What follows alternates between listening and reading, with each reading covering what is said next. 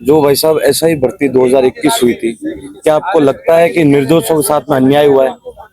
ये तो साहब बिल्कुल चौड़े चौड़े ही है कि निर्दोष के साथ अन्याय हो रहा है, एकदम हो रहा है। तो सबको पता है कि निर्दोष के साथ अन्याय हो रहा है।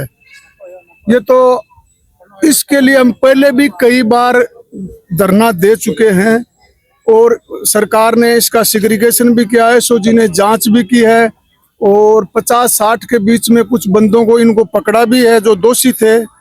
और एक बात मैं आपको और बताना चाहता हूं कि ये बढ़ती 3 चरणों से होकर गुजरी है। पहले रिटन हुआ है, इसके बाद में इनका फिजिकल हुआ है, इसके बाद में इंटरव्यू हुआ है, इसके बाद इनकी ट्रेनिंग चली है। 2 साल ट्रेनिंग कंप्लीट हो गई है। बता रहे हैं सारी फर्जी है। सारे फर्जी कहाँ से हो गए यारो? ट्रेनिंग चल रही है, फर्जी तो कोई बोल देगा ऐसे तो फर्जी है। फिर सारों को जेल में डालो ना इनको, बाकी 56 को ही क्यों डाला जेल में? इन्हें 750 को नहीं डाल रहे हैं भाई। इनके पास इस भर्ती को लेकर 150 दिन धरने पर बैठे थे। कौन बैठे थे आपको पता नहीं? जी वो कैंसिल कराने के लिए बैठे थे, तो वो आके हमारे को भी बताए ना कि इस वजह से वो तो वोट की राजनीति कर रहे हैं। हमारे प्रूफ तो दे, जो बैठने वाले हैं वो साक्ष्य दे कि ये सारे फर्जी हैं, उसके बाद फिर हम मान लेंगे यहाँ फर्जी हैं, फिर जो करना है वो करो। लेकिन जब साक्ष्य नहीं है हमारे इनके खिलाफ, और अगर साक्ष्य है तो इनको जेल में डालो। इनको घर में भेजने की जरूरत नहीं है, जेल में डालने की जरूरत है। क्योंकि सरकार से आपको उचित आश्वासन मिला? मेरी बात सुनिए, मेरा खुद का बेटा है, वो 5 भर्तियों में सिलेक्ट था, लेक्चरार में भी था, हिंदी में, वो एसआई में था। वो एसआई ज्वाइन करने के बाद में उसका हिंदी का वो आया लेक्चरार का, तो वो जाना भी चाहता था, लेकिन ये बोले इतने पैसे भरने पड़ेंगे, वो भरने पड़ेंगे, तो इसी में रह गया। अभी सरकार से तो उम्मीद है, जब तो आई हमें सरकार को सॉरी है सरकार तो एकदम। सर आपको लगता नहीं है कि जो भी ऐसा ही भर्ती 2021 में सिलेक्टेड हुए थे उनके साथ में बड़ा कुटाराघात हो रहा है? और जी जबरदस्त हो रहा, पूरा प्रदेश जानता है ये। मैं कह रहा हूँ जो भर्ती में जो हनुमान बेनीवाल ने जहाँ जो मीटिंग की थी ना, यहाँ जो सभा की थी कि इनको भर्ती को बर्खास्त किया जाए, उस भर्ती में मेरे इलाके से भी बंदे आए थे। मैंने उनको भी पूछा था कि यारो तुम वहां जा रहे हो, क्या ये अपने गांव के बंदे हैं या ये क्या निर्दोष नहीं है? बोले ये अपने बलबूते पर नहीं आए हैं चुनकर। बोले बलबूते पर आए क्या, तो क्या करें? बोले यारो हम तो उसने बुला लिया। उनका मतलब जो यहाँ लोग आए थे उनका भर्ती से कोई लेना देना ही नहीं है। वो एक राजनीतिक मुद्दा, अपनी राजनीति चमकाने के लिए उसने एक बड़ी वो कर दिया, सरकार पर प्रेशर बनाने के लिए।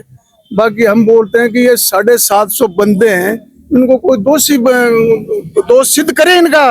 बाकियों का भी तो किया, 56 को जेल में डाला है, 56-57 कितने हैं, तो इनको भी डालो ना।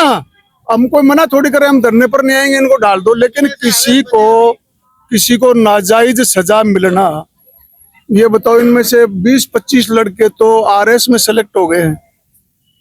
और फिर ये कोई एक दिन का काम थोड़ी है कि एक रिटर्न में हो गया।